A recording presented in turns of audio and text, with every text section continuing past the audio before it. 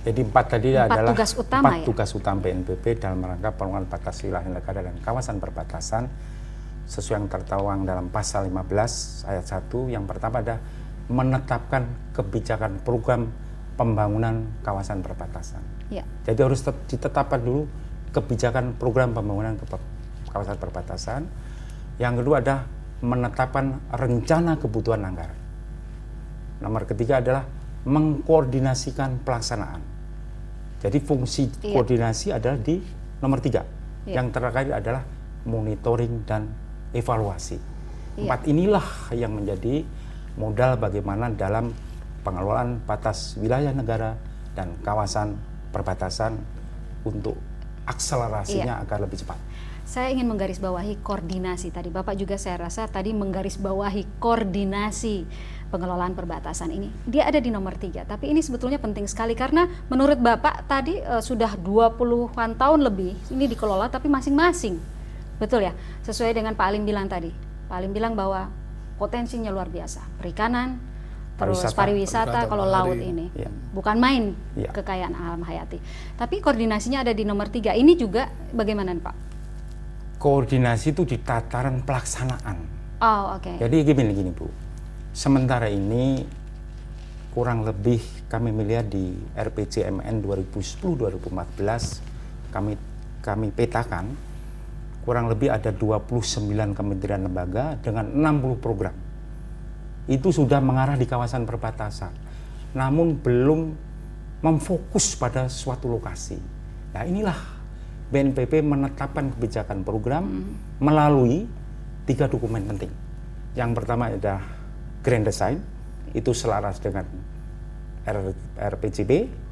Yang kedua adalah Rencana Induk, itu selaras dengan RPJMN 2010-2014. Yang selanjutnya adalah Rencana Aksi Tahunan, jabaran dari Rencana Induk 5 tahunan. Nah di dalam Rencana Induk inilah ditetapkan 111 kecamatan prioritas yang akan menjadi garapan bersama kementerian lembaga yang menjadi anggota BNPB atau yang terkait dengan pengelolaan batas wilayah negara. Dan ini sudah semua rencana ini sudah mulai atau sudah dilakukan? 2012 sudah dilaksanakan. 2011 sudah dilaksanakan. Sudah dilaksanakan. Berapa persen, Pak? Begini.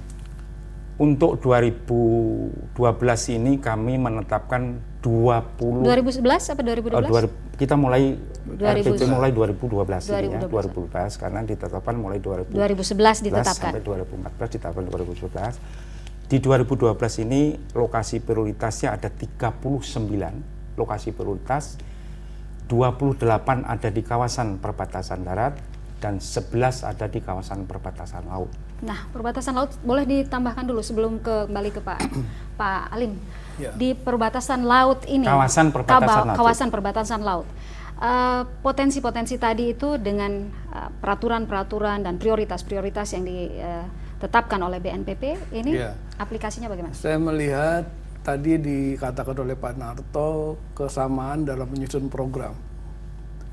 Saya rasa itu sangat benar. Namun kita harus sadari itu harus ada kepentingan bersama di situ antara sektor-sektor itu. Nah, kepentingan bersama ini harus dibungkus oleh suatu visi besar. Bagaimana membangun satu kawasan perbatasan sebagaimana hal yang semestinya. Nah, untuk bicara semestinya kita lihat perbandingan dengan negara-negara lain. Negara lain melihat kawasan perbatasan itu menjadi kawasan yang sangat strategik.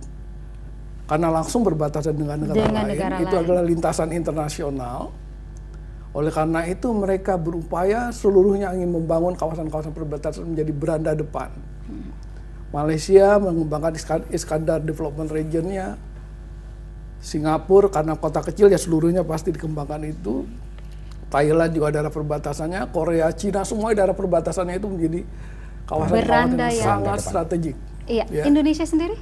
Nah karena kita menerima dulu dari Belanda mungkin, dulu Belanda itu kan kawasan perbatasannya berbeda dengan kawasan perbatasan sekarang. Iya. Waktu kita terima, yang namanya kawasan perbatasan itu cuma 3 mil laut dari tepi pantai. Sekarang berapa? 12 ya? 12. Sekarang 12 mil dan tertutup. Kalau dulu 3 mil dari